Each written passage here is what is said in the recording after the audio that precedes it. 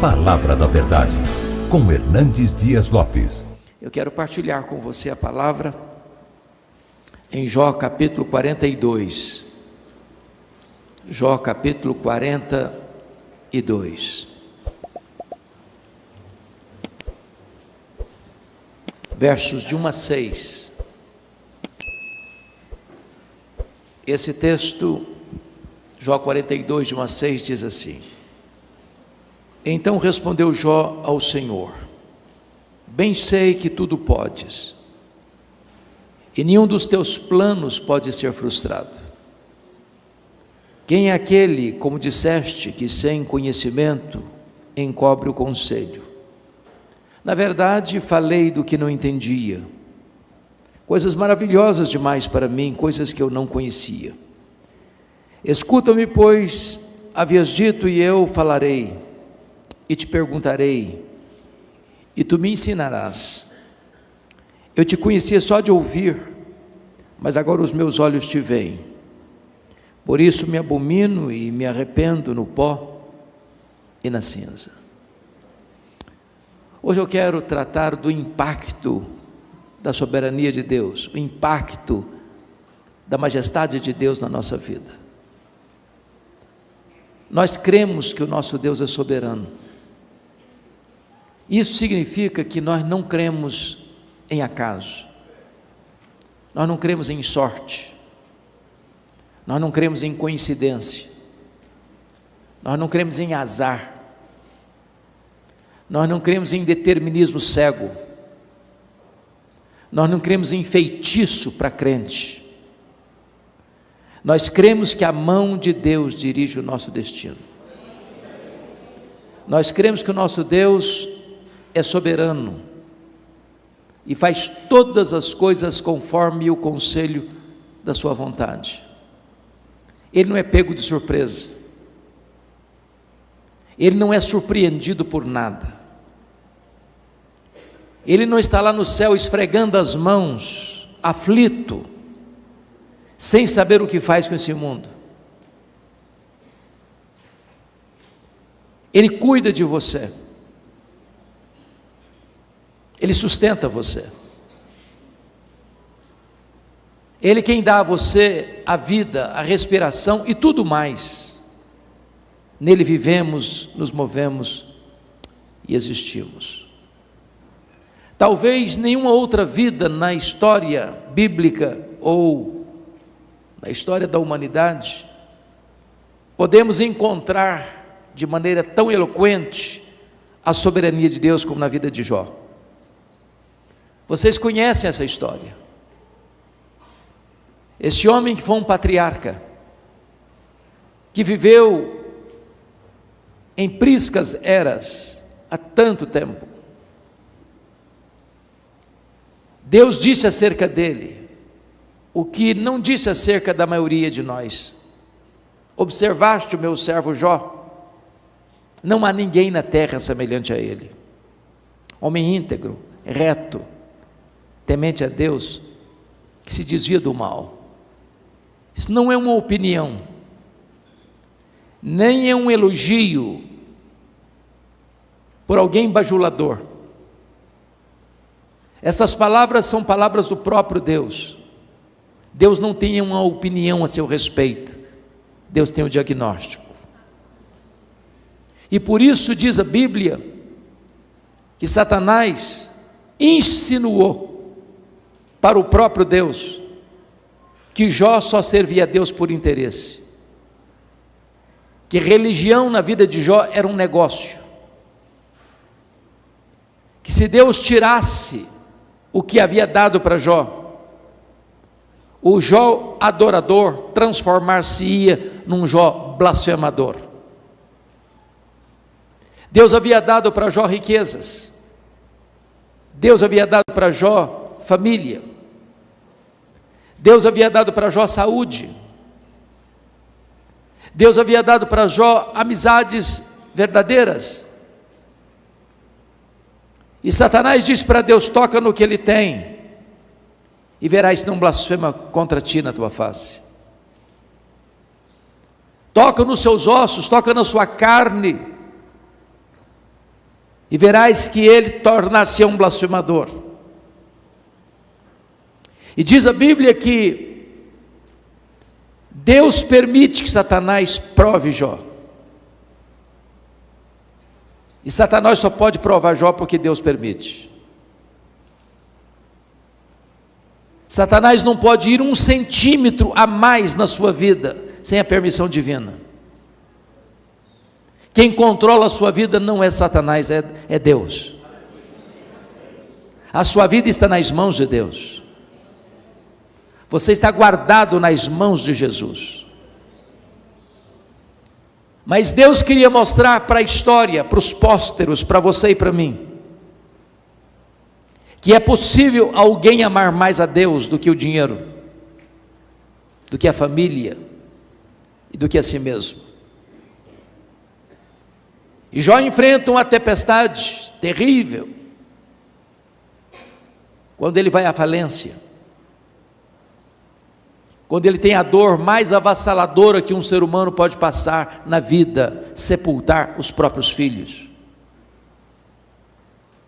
Quando ele perde a saúde, e o seu corpo vira uma carcaça humana, uma chaga viva, uma ferida aberta. Quando o seu casamento, nas agruras mais profundas da alma, entra em rota de colisão, e a sua mulher ordena-o amaldiçoar a Deus e morrer.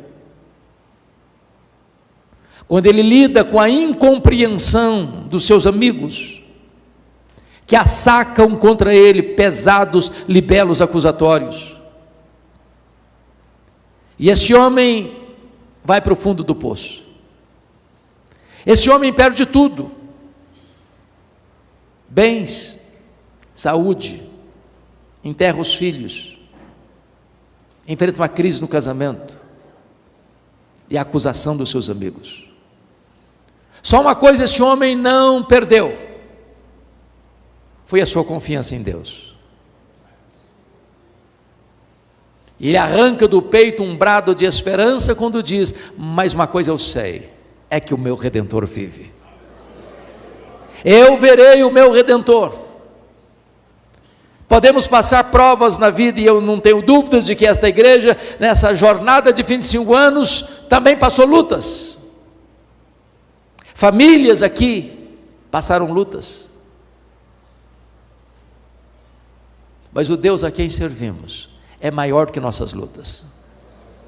O Deus a quem servimos nos assiste em nossas fraquezas.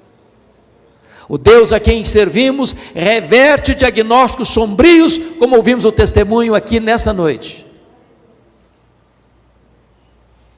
E então, Jó, enfrentando tantas dores, ele pergunta para Deus 16 vezes por que ele está sofrendo. Ele se queixa contra Deus 34 vezes. E nem sempre Deus explica porque passamos pelos vales da vida. Mas depois que Jó expressa a sua fé, Deus rompe o silêncio, e Deus derrama sobre Jó, em torrentes caudalosas, a sua grandeza, a sua majestade, o seu poder, o seu controle do universo, o seu plano eterno, fazendo para Jó 70 perguntas retóricas, nos capítulos 38, 39, 40 e 41. Esses 4 capítulos são compostos de perguntas e perguntas e perguntas e perguntas que retratam a grandeza de Deus, a majestade de Deus, a soberania de Deus, o controle de Deus de todo o universo. Não existe acaso, não existe coincidência, não existe azar, não existe sorte. Esse universo está controlado e governado pelo Deus Todo-Poderoso. E quando Jó é como que confrontado, ou até mesmo esmagado, debaixo da glória de Deus, da Shekinah de Deus, da majestade de Deus, da manifestação soberana de Deus, ele vai descobrir verdades tão benditas, que vão não só impactar a sua vida, mas transformá-la profundamente. E que verdades são essas? Confira comigo, por favor. Em primeiro lugar, no versículo 2, ele vai dizer: então Jó respondeu ao Senhor: bem sei que tudo podes. Ele descobre que Deus é o Todo-Poderoso, para quem não tem problema insolúvel, para quem não tem causa perdida, para quem não tem doença incurável, para quem não tem casamento irrecuperável, para quem não tem pecado que Ele não possa perdoar, onde tem arrependimento. Deus não conhece derrota, Deus não conhece fracasso, Deus não conhece impossibilidades, Ele tudo pode. Você e eu temos impossibilidades intransponíveis, somos tão frágeis, somos tão fraquinhos, somos tão limitados. Eu fico impressionado, porque quando você olha a literatura hoje, nos livros que são publicados, dezenas e dezenas diariamente, a grande maioria desses livros são livros de autoajuda, são livros que fazem cócegas no seu egoísmo, na sua vaidade, dizendo que você é forte, que você tem a força, que você tem o poder, que você é um gigante adormecido, que basta fazer cócegas no seu interior, que você se levantará como um gigante, que há poder nas suas palavras. Quando eu me volto para a Bíblia, eu descubro exatamente o contrário. A Bíblia diz que nós somos fracos, impotentes, incapazes. A Bíblia diz que Deus conhece a nossa estrutura e sabe que somos pó. Nós temos fraquezas físicas, gostando ou não, as rugas vão surgindo. Nem os cosméticos de melhor qualidade conseguem driblá-las. Nem as cirurgias plásticas mais sofisticadas conseguem ocultá-las. As nossas pernas ficam bambas, os nossos joelhos trôpegos, as nossas mãos descaídas, os nossos olhos embaçados. Temos fraquezas físicas, temos fraquezas emocionais. Quantos de nós aqui já não passamos pelo vale da depressão? Quantos de nós aqui, nas noites mais escuras da alma, gememos e sangramos, dizendo: eu não aguento mais? Temos fraquezas morais. Quantos de nós, já não chorando diante de Deus, prometemos nunca mais incorrer neste ou naquele erro, neste ou naquele pecado, e nos flagramos cometendo os mesmos erros? Temos fraquezas espirituais. Somos um ser ambíguo, contraditório, paradoxal. A Bíblia diz: o bem que nós queremos fazer, não o fazemos, o mal que não queremos, esse praticamos. Somos fracos. Mas é maravilhoso você hoje aqui, neste culto, nesta hora, nesta noite, poder afirmar: mas o meu Deus tudo pode. Tudo pode. Sem matéria pré-existente, Ele criou este universo, que tem mais de 93 bilhões de anos-luz de diâmetro. Sem matéria pré-existente, Ele chamou a existência as estrelas em número superior aos grãos de areia de todas as praias e desertos do nosso planeta. Sem matéria pré-existente, Ele criou todas as coisas, e pondo a mão no barro, criou o homem à sua imagem e à sua semelhança. Você bem sabe quão complexo é o seu corpo. É uma máquina incrível. Você tem no seu corpo mais de 60 trilhões de células vivas. Você tem no seu corpo mais de 102 trilhões de metros de fita DNA.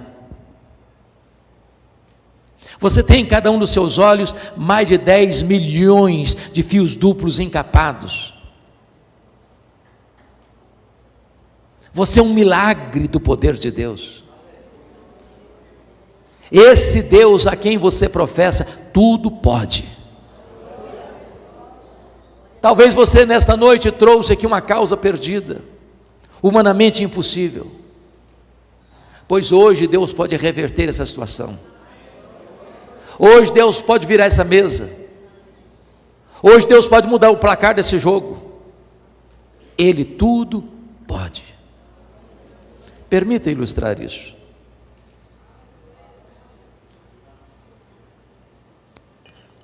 Um pai caminhava com seu filho pequeno pelas ruas da cidade, quando o filho lhe faz uma pergunta. Até parece que as crianças fizeram um curso de pós-doutorado em perguntas difíceis. O menino pergunta para o pai assim: papai, qual é o tamanho de Deus? O pai engasgou porque não tinha uma resposta pronta para um menino de 4 anos.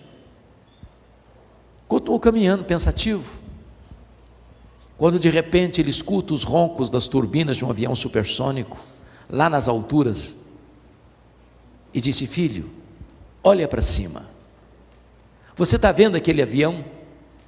O menino respondeu: sim, eu estou vendo. E o pai perguntou: qual é o tamanho daquele avião, meu filho? O menino respondeu: pequeno, muito pequeno, estava muito longe. O pai pegou o menino, levou-o ao aeroporto, tinha um jumbão de mais de 400 passageiros no pátio. O pai encostou bem perto e disse: está vendo esse avião, filho? Estou vendo, papai. Qual é o tamanho desse avião, meu filho? O menino respondeu: este é muito grande.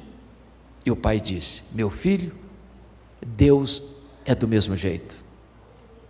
Quando você está longe de Deus, meu filho, Deus parece pequeno para você. Mas quando você está pertinho de Deus, meu filho, então Deus é grande para você. Agora eu sei que tudo podes. A minha oração é que nesta noite de festa sejamos impactados pela grandeza e pela majestade do nosso Deus. A segunda coisa que Jó vai descobrir está no versículo 2 ainda, quando ele diz assim: e nenhum dos teus planos pode ser frustrado. Isso é tão consolador. Deixa eu dizer para você, Deus não usa rascunho nos seus planos. Deus não lança mão de um plano B porque o plano A fracassou. Deus não erra.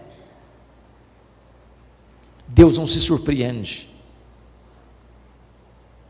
Você não é um acidente de percurso na história da vida. Ainda que seus pais não tenham planejado você, Deus planejou.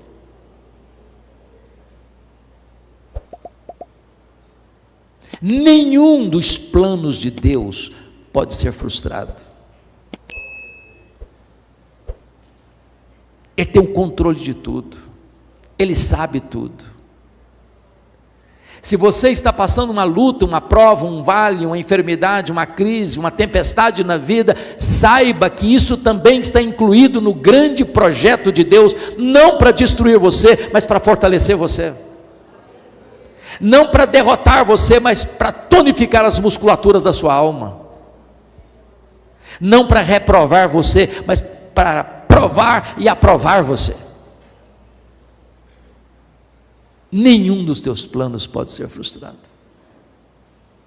Então sua vida não está solta, o léu, jogado de um lado para o outro ao sabor das circunstâncias. A sua vida está nas mãos daquele que está sentado no trono e conduz a história ao seu destino final.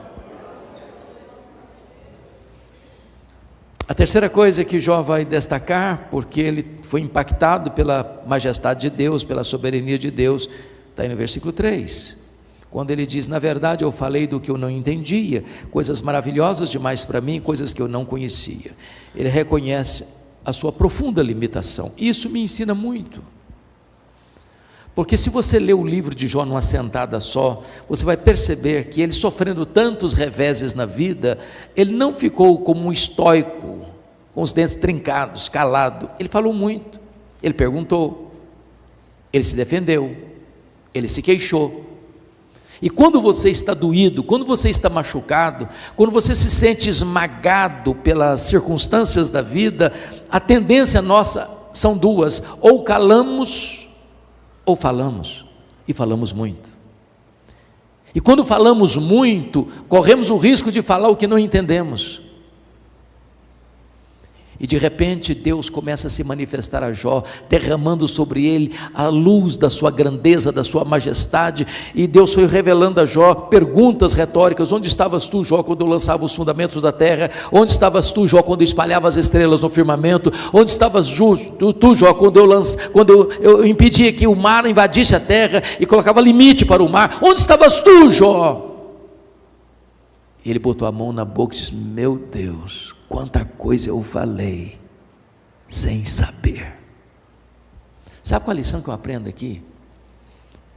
Que o sábio é aquele que sabe que quase nada sabe. Porque o que você não sabe é muito maior que o que você sabe. Então, quando você encontra uma pessoa muito sabichona, que fica arrotando o conhecimento, você está perto de uma pessoa que não sabe quase nada.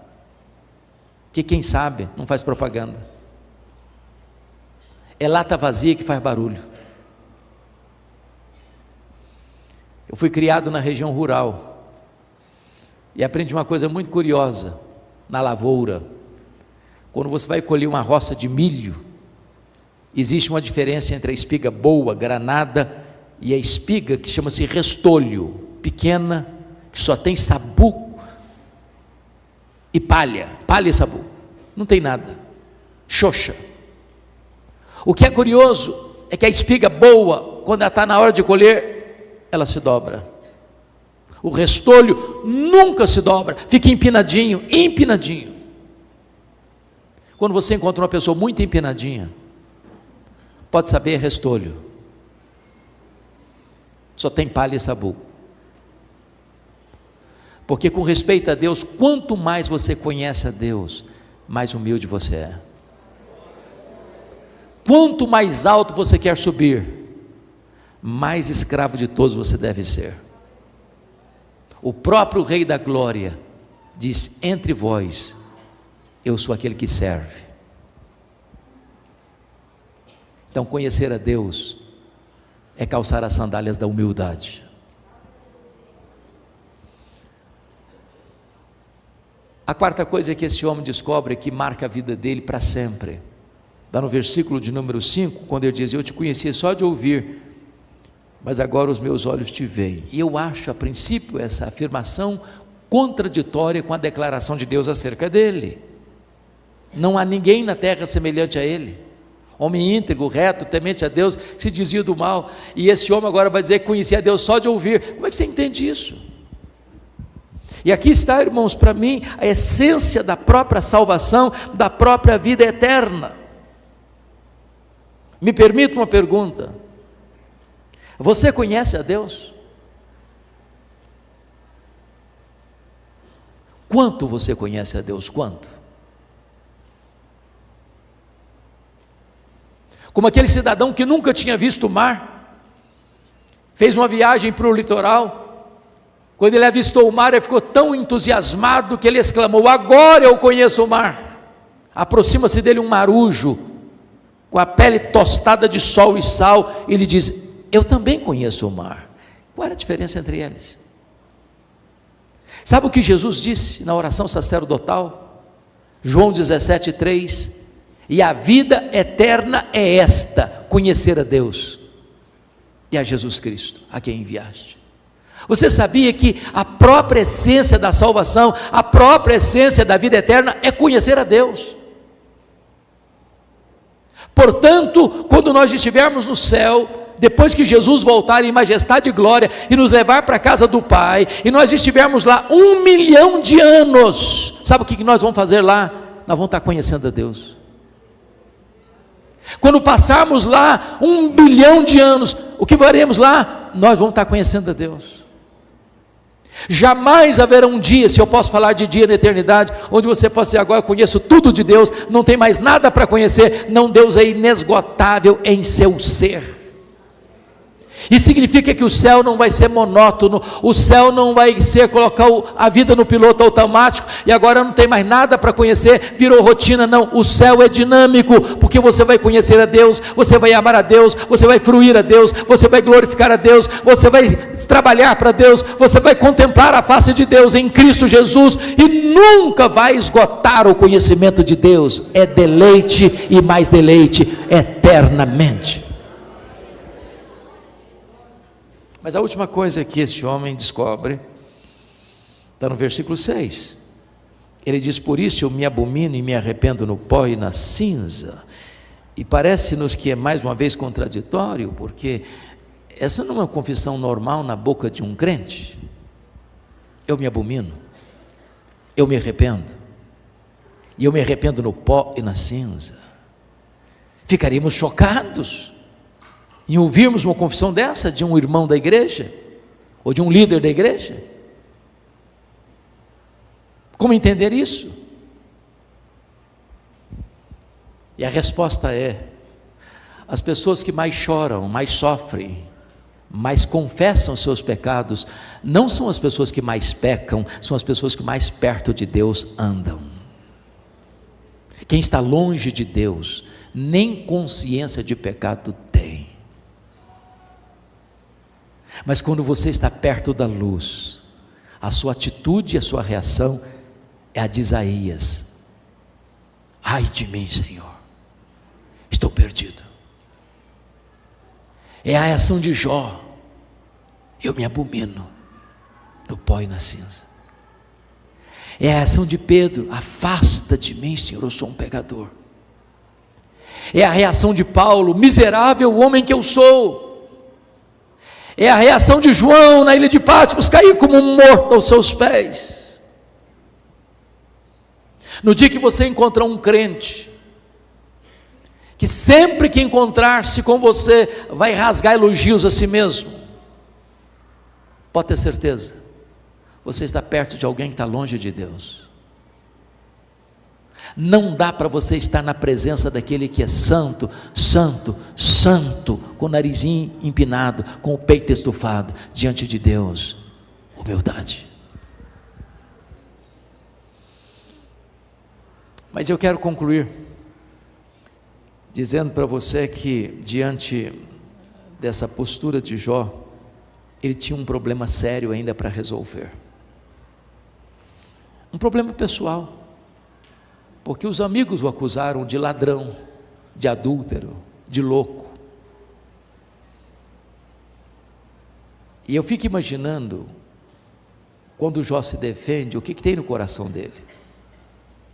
Porque eu pergunto a você: como é que você reage quando alguém fala mal de você? Ou você já chegou naquele estágio espiritual que ninguém mais fala mal de você? Você fica feliz? Você pula de alegria? E a resposta é um sonoro não.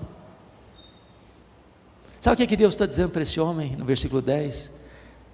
Mudou o Senhor a sorte de Jó quando ele orava pelos seus amigos. Sabe o que Deus está dizendo? Jó, meu filho, saia dessa arena de autodefesa, pare de se queixar, comece a orar por esses amigos seus, que você não consegue ter mágoa de alguém e orar por ele ao mesmo tempo. Quem sabe você veio aqui hoje, você está estremecido com alguém, você está machucado porque alguém falou mal de você ou fez mal a você. Talvez você tenha se defendido, até na justiça, e Deus está dizendo para você nesta noite: entre na brecha da intercessão, ore por essas pessoas, E quando você ora por alguém, Deus vai mudar a sua própria vida. É você que Deus vai tratar. E este Deus que é soberano, que tem o controle do universo nas mãos, é também o Deus da restauração e da restituição. Porque as 5 áreas que Satanás tentou destruir na vida dele, Deus restaurou todas elas. Primeiro, Deus restaurou a saúde. Versículo 16 diz que Deus deu para Jó mais 140 anos.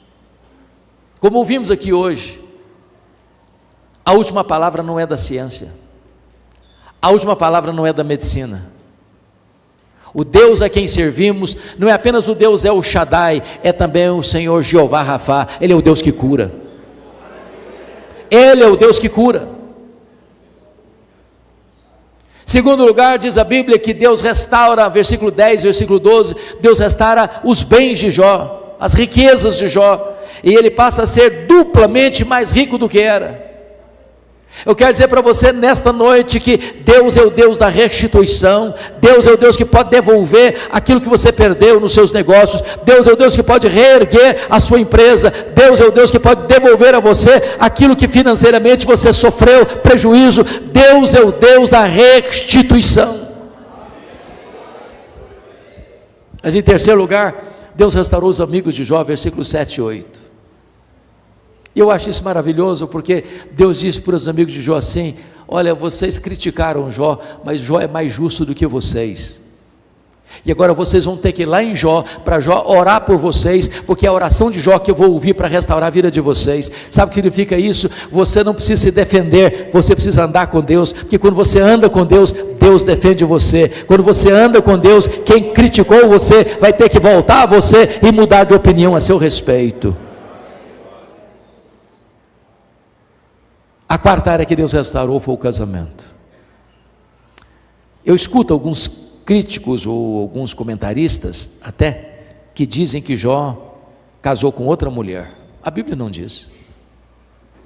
Eu não tenho autoridade de afirmar que ele se casou com outra mulher, quando a Bíblia não diz que ele casou com outra mulher. Portanto, ele deve ter restaurado o casamento dele. E eu quero dizer para você nesta noite que Deus é especialista em pegar vasos quebrados e fazer vasos novos. Deus é especialista em pegar gente machucada e ferida, e tratar dessas pessoas, e restaurar o sentimento, e restaurar o amor, e dar espírito de perdão, e dar possibilidade de um recomeço para a glória de Deus, porque o vinho de Jesus é melhor que o vinho antigo. Quando Jesus faz um milagre no seu casamento, o melhor sempre vem depois. E a última área que Deus restaurou foram os filhos. Ele tinha 10 filhos antes, e tem 10 filhos agora. Deus deu tudo em dobro, tudo em dobro. Porque quando um filho morre, se você está falando de uma família de Deus, e a família de Jó era uma família de Deus, você não perde. Não é adequado nós afirmarmos: eu perdi meu pai, eu perdi minha mãe, eu perdi meu filho, eu perdi minha filha. Não é uma linguagem correta para nós. Você perde alguém quando você não sabe onde está e com quem está. Jó tem 10 filhos no céu, Jó tem 10 filhos na terra. Deus restaurou completamente. A intenção de Satanás era colocar Jó longe de Deus. O que ele conseguiu foi colocar Jó mais perto de Deus, porque os planos de Deus não podem ser frustrados. Deus trouxe a El Shaddai até aqui, foram 25 anos. O mesmo Deus conduzirá essa igreja até que Jesus volte. E a nossa oração é que o melhor daquilo que El Shaddai já viveu até hoje sejam medidas mínimas do que Deus vai fazer nesta igreja, por esta igreja e através desta igreja daqui para frente. Parabéns, El Shaddai. Deus abençoe profundamente a todos vocês.